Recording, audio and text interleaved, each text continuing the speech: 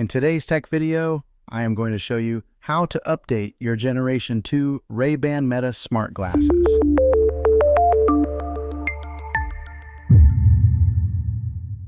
Okay, this is really simple to do. What you want to do is make sure your glasses are charged, and I'll just go ahead and take them out and make sure that they're fully charged.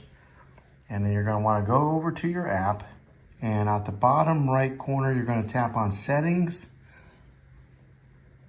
And then on Settings, you'll see that. And then on Settings, you'll see where it says Glasses Update. You'll click on that.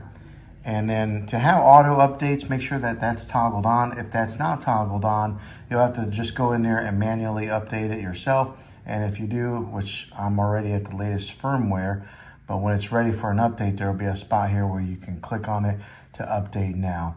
And then it'll just automatically update then, and your Ray-Ban smart glasses will be up to date with the latest firmware.